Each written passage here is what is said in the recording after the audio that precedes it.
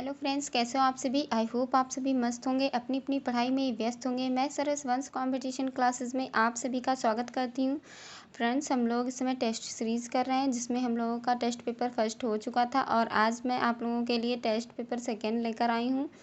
तो चलिए हम लोग टेस्ट पेपर सेकेंड के बारे में चर्चा करते हैं, देखते हैं कि कौन से क्वेश्चन का कौन सा सही आंसर होगा। तो सबसे पहले हम लोग बात करते हैं पहले क्वेश्चन के ऊपर। पहला क्वेश्चन क्या कह रहा है, तो देखते हैं कि पहला क्वेश्चन हमारा क्या कह रहा है। पहला क्वेश्चन कह रहा है घायल अथवा मरता हुआ भैंसा चित्र कहाँ से प्राप्त हुआ है। यानी जो भैंसे का चित्र है जो कि घायल अवस्था में है और मरता हुआ दिखाई दे रहा है, ऐसे भैंसे का चित्र कहाँ पे किया गया है। तो इसमें से 4 ऑप्शन दिए गए हैं। इन चारों में जो सही ऑप्शन होगा हम सिर्फ वही देखेंगे, क्योंकि अगर हम लोग चारों ऑप्शंस देखते हैं तो हम लोगों का वीडियो लंबा हो जाता है और आप लोग ज़्यादा लंबा वीडियो देखते हैं नहीं।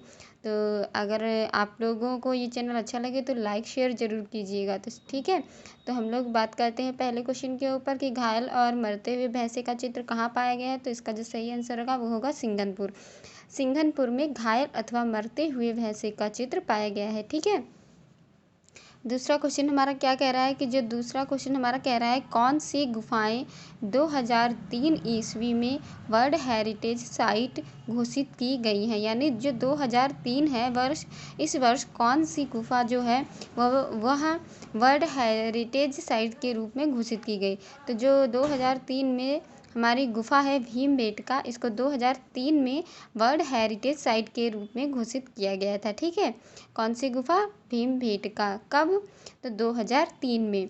अगला हमारा क्वेश्चन है भीमबेटका पर किए गए शोधों का श्रेय किस महान कला आलोचक को जाता है। मतलब कौन से ऐसे कला आलोचक हैं जिन्होंने भीमबेटका जो हमारी गुफा है इसके ऊपर शोध कार्य किया था। तो वह कौन से कलाकार हैं, तो जो V.S.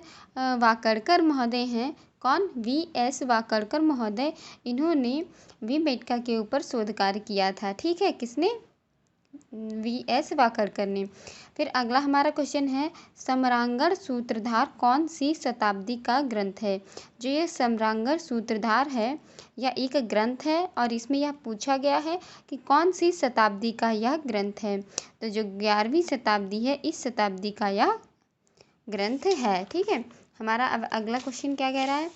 अगला क्वेश्चन हमारा जो कि 5वां क्वेश्चन है वह कह रहा है कि महाभारत के अनुसार राजकुमार अनिरुद्ध का जो चित्र है वह किसने बनाया था। जो महाभारत में एक राजकुमार अनिरुद्ध दिखाए गए हैं, तो उस महाभारत के अनुसार राजकुमार अनिरुद्ध का चित्र किसने बनवाया था, तो चित्रलेखा ने बनवाया था। जो चित्रलेखा है यह चित्र मतलब इनके पास ऐसी शक्ति थी कि अगर हम इनको किसी का भी स्केच बनवाते हैं तो ये उनका चित्र बना देती थी। मतलब हम लोगों ने अगर किसी का चित्र बताया कि उनकी आँखें ऐसी हैं, नाक ऐसा, मुँह ऐसा, तो वो उस चित्र को देखकर हूबहू वैसा ही चित्र बना देती थी। और उनके पास यह भी शक्ति थी कि वो चित्र बनाकर उस जो भी वह चित्र बना होता था उस व्यक्ति के बारे में भी बता दिया करती थी। कौन, चित्रलेखा। और इसमें राजकुमार अनिरुद्ध और उषा की कहानी का वर्णन किया गया है। तो अनिरुद्ध का जो चित्र है वो उषा किससे बनवाती है, तो चित्रलेखा से बनवाती हैं। अगला क्वेश्चन है वास्तु विद्या और सृजन के देवता कौन हैं। तो हमारे विश्वकर्मा जी हैं, वह वास्तु विद्या और सृजन के देवता हैं। अगला क्वेश्चन है चित्रसूत्र का सर्वप्रथम अंग्रेजी में अनुवाद किसने किया था। तो सर्वप्रथम अंग्रेजी में अनुवाद किसने किया था, स्टेला क्रैमरिस ने। ठीक है, स्टेला क्रैमरिस ने सर्वप्रथम चित्रसूत्र का अंग्रेजी में अनुवाद किया था। अगला क्वेश्चन है कला अभिव्यंजना है, यह जो कला की परिभाषा है कि कला अभिव्यंजना है, यह किसने कहा है, तो यह क्रोचे ने कहा है। फिर अगला क्वेश्चन है वेदांत के आधार पर यौवन अभिव्यक्तिवाद का प्रतिपादन किसने किया। जो यौवन अभिव्यक्तिवाद है इसका प्रतिपादन किसने किया, वेदांत के आधार पर, तो अभिनव गुप्त ने इसका प्रतिपादन किया। अगला क्वेश्चन है प्लेटो के गुरु का क्या नाम था। तो जो प्लेटो है, प्लेटो के गुरु का नाम सुकरात था, उनके गुरु का नाम अरस्तु था। ठीक है, भारतीय शिल्प षडांक के लेखक कौन हैं। तो जो अवनींद्र नाथ टैगोर हैं वह भारतीय शिल्प षडांक के लेखक हैं। फिर बात करते हैं कि तिहरा नगर नियोजन कहाँ पाया जाता है। तो जो तिहरा नगर नियोजन है वह कहाँ पाया जाता है, धौलावीरा में पाया जाता है। मनका बनाने का उद्योगशाला कहाँ है? तो लोथल जो एक जगह पड़ती है गुजरात में, यहाँ पे मनका बनाने का कारखाना है। ठीक है। अगला क्वेश्चन क्या कहता है? कलकत्ता ग्रुप की तीसरी प्रदर्शनी कब हुई? तो जो कलकत्ता ग्रुप है इसकी तीसरी प्रदर्शनी 1950 में हुई। फिर अगला क्वेश्चन है, शारदा चरण उकील का जन्म कहाँ हुआ था? तो जो शारदा चरण उकील हैं वह बांग्लादेश के हैं। इनका जन्म कहाँ हुआ था? बांग्लादेश में। गौतम बुद्ध का माता के गर्भ में आना किस प्रतीक से दिखाया गया है?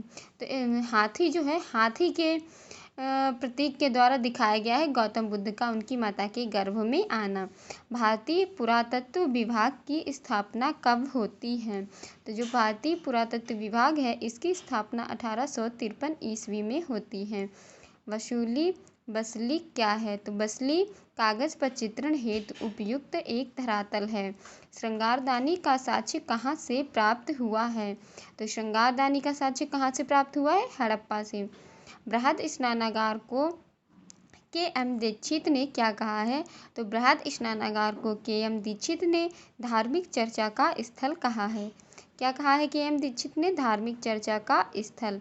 अब यहाँ पे कुछ उपन्यास हैं और उपन्यासकारों के नाम हैं, तो बताइएगा कौन से उपन्यासकार की कौन सी रचना है। ठीक है। गुनाहों का देवता, तो गुनाहों का देवता किसकी है? धर्मवीर भारती की।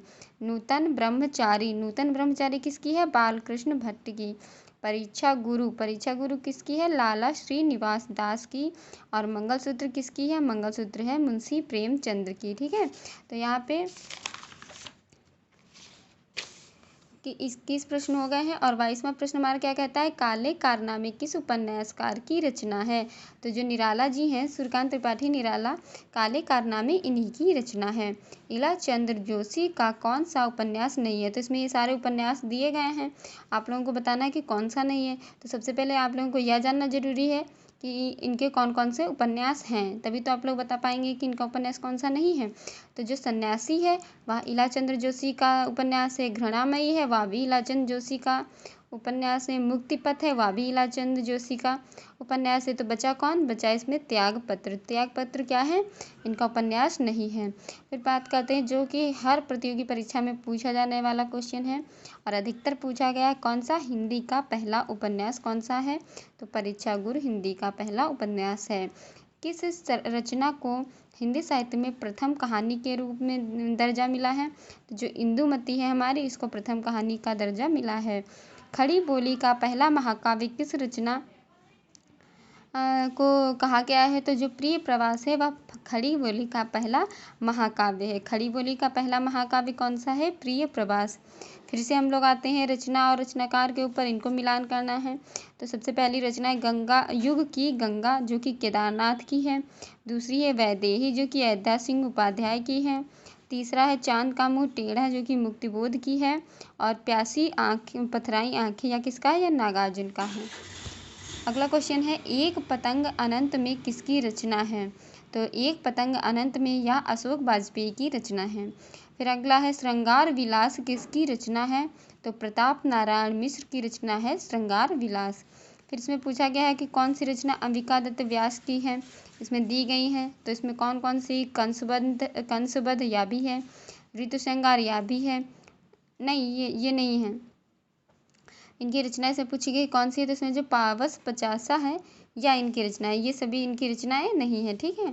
तो आज के क्वेश्चन हम लोगों ने 30 क्वेश्चन आज सॉल्व किए हैं और आप लोगों को यह सेशन कैसा लगा आप लोग बताइएगा, अपना फीडबैक दीजिएगा, अपने फ्रेंड्स के साथ में इसे शेयर कीजिएगा और कमेंट ज़रूर आप लोग कीजिएगा। आप लोग लाइक और कमेंट करने में बहुत कंजूसी करते हैं और आप लोग लाइक और कमेंट कीजिए, अपने फ्रेंड्स के साथ में शेयर कीजिए, मुझे मोटिवेट कीजिए और ऐसे ही मैं आप लोगों के लिए वीडियो बनाती रहूँगी। Thank you friends.